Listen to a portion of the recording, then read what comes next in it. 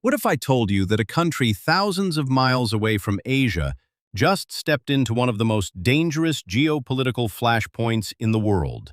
A move that triggered a direct warning from China saying, "You are playing with fire." And the country they were talking about is not the United States, but Canada. So what exactly is happening?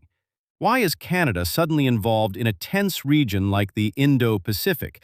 And why is China reacting so strongly?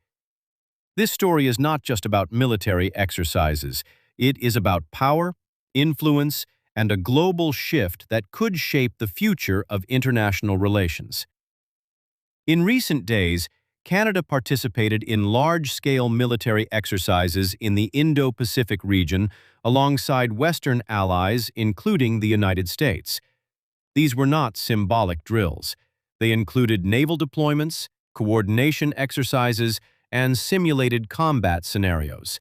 And, according to Newscom.u, these drills took place near highly sensitive regions, including waters close to Taiwan and the South China Sea, areas that China considers critical to its national security and territorial integrity. And here is where things begin to escalate, because from China's perspective, this is not just training. This is a signal, a message being sent right at its doorstep, and China did not stay silent in response. According to the same source, Chinese officials issued a strong warning, stating that countries participating in these exercises are playing with fire, a phrase that carries serious implications in diplomatic language. It suggests risk escalation and the possibility of consequences if such actions continue. And China sees this growing military presence as part of a broader strategy by Western nations to contain its rise and limit its influence, especially in regions it considers its sphere of influence. And this is where the story becomes more complex, because the question naturally arises, why is Canada involved at all? Canada is not geographically close to Asia. It has no direct territorial disputes in the South China Sea. Yet geopolitics today is no longer defined by geography alone. Canada is a key ally of the United States and part of a wider network of Western partnerships, and by joining these exercises, Canada is signaling its commitment to collective security, to supporting allies, and to participating in shaping global stability. But at the same time, this involvement places it directly in the path of rising tensions with China. And here is where things take an even more unexpected turn. Because while military tensions are increasing, both countries are also working to improve their economic relationship. According to Reuters, Canada's finance minister recently visited China to strengthen economic ties, discuss trade, and explore investment opportunities. And in another report, Reuters revealed that China has suspended some agricultural tariffs on Canadian products, which suggests a willingness to ease economic restrictions and build cooperation. So now we are faced with a paradox. On one side, military tension warnings and strategic rivalry. On the other side, economic cooperation, trade agreements, and diplomatic engagement. And this is exactly what defines modern geopolitics. It is no longer a simple story of allies versus enemies. It is a layered relationship where countries can compete and cooperate at the same time.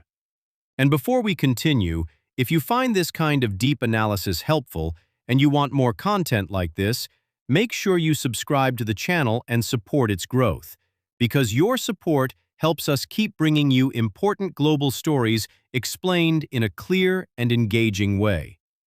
And now, let's continue. Because the relationship between Canada and China is not new to tension. Over the past few years, both countries have experienced diplomatic disputes, political disagreements, and growing mistrust, especially in areas related to security and influence. And what we are seeing now is not an isolated event, but part of a broader pattern. A pattern where economic interests keep the connection alive while political and military concerns keep the tension present. And when we zoom out even further, this story is not just about Canada and China.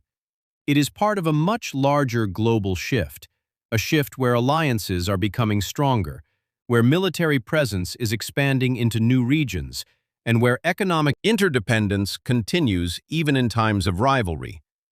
Some analysts compare this evolving situation to a modern version of a Cold War, not identical, but similar in the sense of competing powers, strategic positioning, and constant tension without direct large-scale conflict. And Canada's involvement in the Indo-Pacific highlights how global this competition has become. It is no longer limited to a single region, but extends across continents, involving multiple actors, each with their own interests and strategies.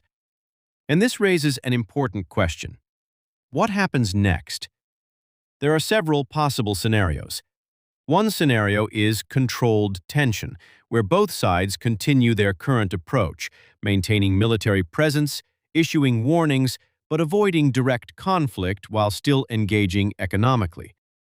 Another scenario is escalation, where a miscalculation or unexpected incident could rapidly increase tensions, leading to a more serious confrontation.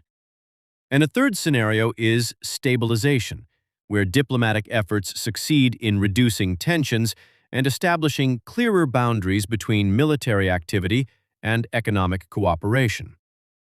But the reality is that the situation remains unpredictable and highly sensitive. And this is why this story matters, because it reflects the direction the world is heading.